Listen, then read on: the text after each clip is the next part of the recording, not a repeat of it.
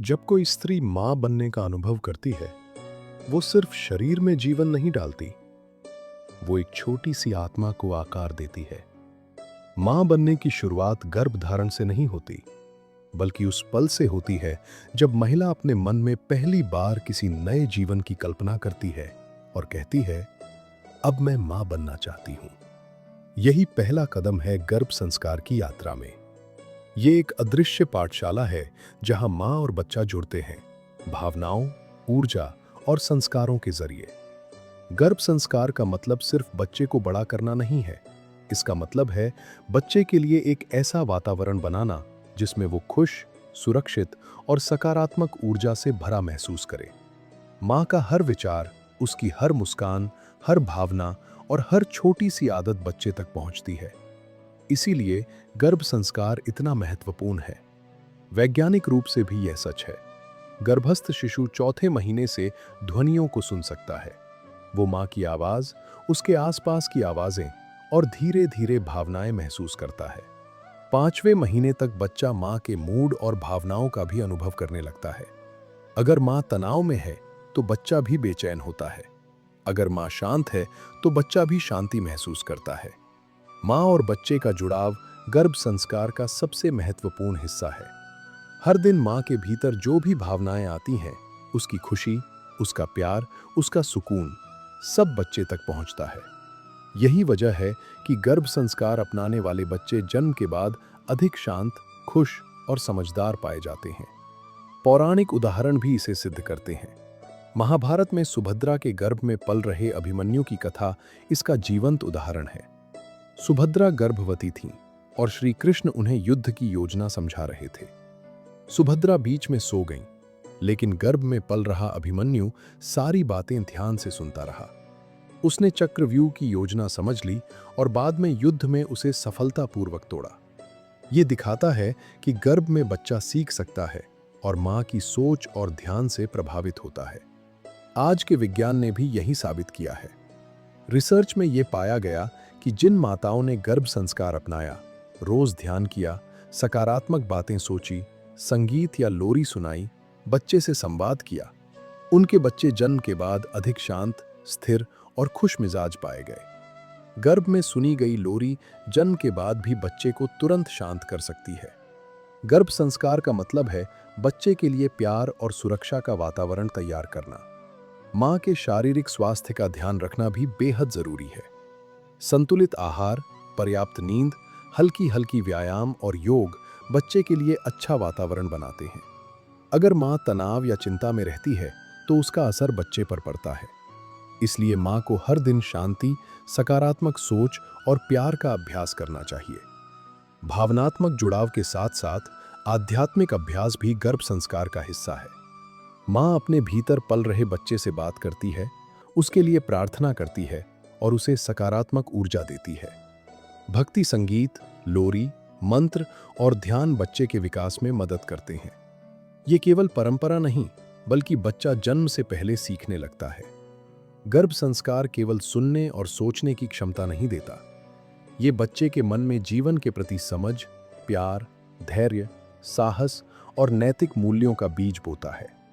मां का हर विचार, उसकी हर भावना बच्चे के व्यक्तित्व और भविष्य को प्रभावित करती है। रोजमर्रा की आदतें भी गर्भ संस्कार में महत्वपूर्ण हैं। रोज ध्यान, बच्चे से संवाद, भक्ति संगीत सुनाना, सकारात्मक बातें सोचना, ये सब बच्चे के मस्तिष्क और भावनात्मक विकास में मदद करते हैं। रिसर्च में पाया गया है कि गर्भ संस्कार अपनाने वाले बच्चे जन्म के बाद ज्यादा समझदार, खुश और संतुलित होते हैं। भारत में गर्भ संस्कार को जीवन का पहला संस्कार माना गया है। गर्भाधान संस्कार 16 प्रमुख संस्कारों में पहला है। मनुस्मृति, आयुर्वेद और गर्भोपनिषद में गर्भ संस्कार का पूरा वर्णन है। ये केवल शरीर की तैयारी नहीं, बल्कि मानसिक और आध्यात्मिक तैयारी भी है। मां जब ध्यान और प्रार्थना में बैठती है तो वो केवल अपनी आंखें बंद नहीं करती, बल्कि अपने भीतर पल रहे बच्चे से जुड़ती है। गर्भ संस्कार का मतलब केवल सुनना और सोचने की क्षमता देना नहीं है।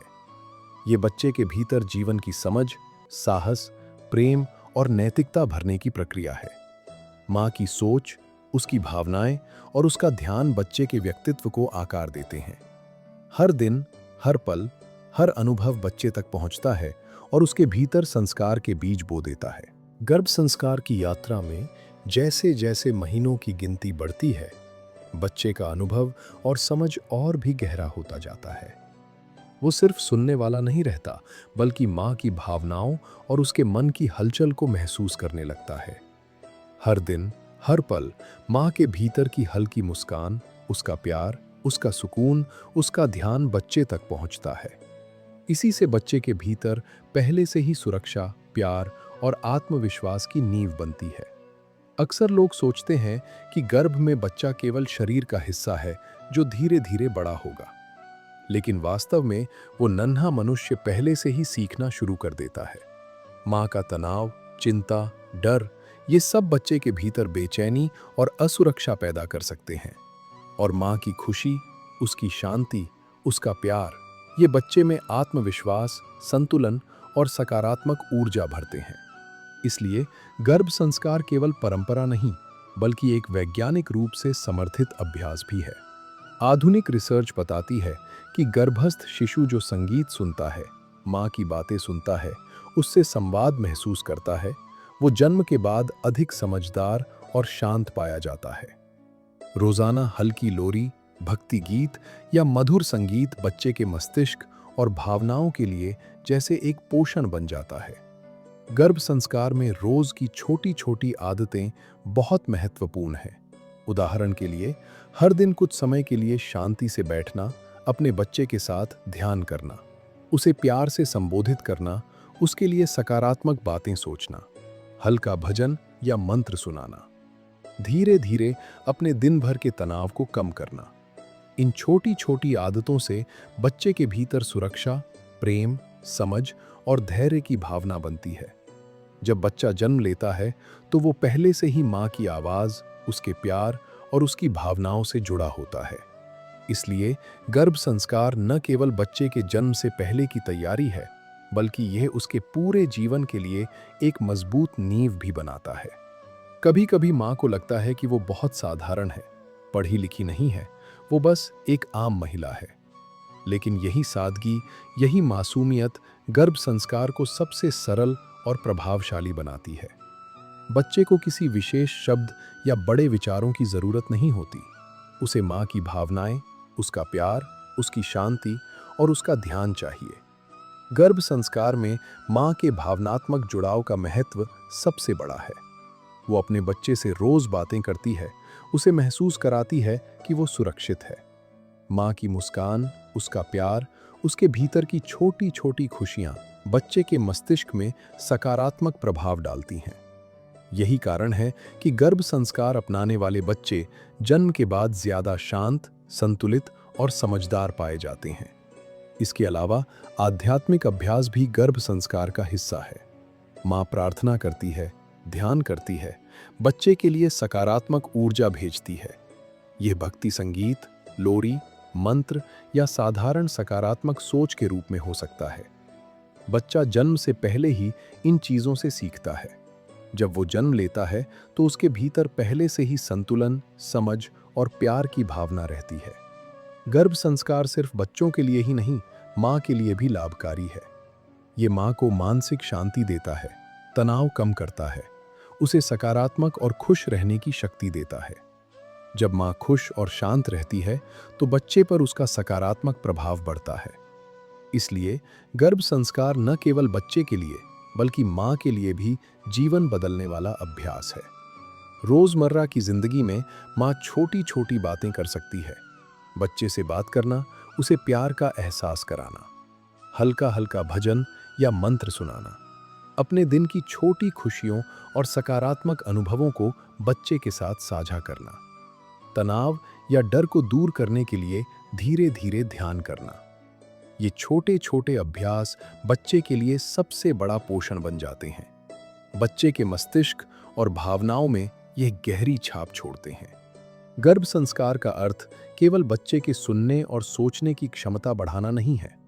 इसका अर्थ है बच्चे के भीतर जीवन की समझ, प्यार, धैर्य, साहस और नैतिक मूल्यों की नींव डालना। माँ के विचार, भावनाएं और उसकी दिनचर्या बच्चे के व्यक्तित्व और भविष्य को आकार देती हैं। हर दिन, हर अनुभव बच्चे तक पहुंचता है और उसे संस्कार का अनुभव कराता है।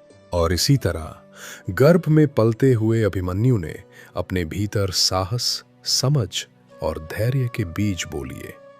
हर दिन, हर अनुभव, हर माँ के शब्द और भाव उसकी आत्मा में उतरते गए। यही गर्भ संस्कार का चमत्कार है, जहां माँ का प्यार, उसकी शांति और उसका ध्यान बच्चे के जीवन की नींव बनता है। अभिमन्यु की गर्भ कथा सिर्फ एक कहानी नहीं है, ये आपको ये सिखाती है कि जीवन में सीखने और समझने की शुरुआत जन्म से पहले ही हो सकती है। माँ के भीतर पल रहा बच्चा अनुभव और ज्ञान के अदृश्य पाठशाला से गुजरता है। अब अगली कड़ी में हम जानेंगे कि कैसे योद्धा अभिमन्यु ने गर्भ में ही जीवन और युद्ध की शिक्षा ग्रहण की और कैसे उसके भीतर जन्म से पहले ही वह वीरता और बुद्धिमानी विकसित हुई। युद्ध के योद्धा अभिमन्यु की गर्भ कथा विस्तार पूर्वक जानने के लिए अगला भाग जरूर देखें। इस चैनल को सब्सक्राइब करना न भूलें ताकि आप अगली कहानी और ज्ञान के हर अद्भुत हिस्सा मिस न करें।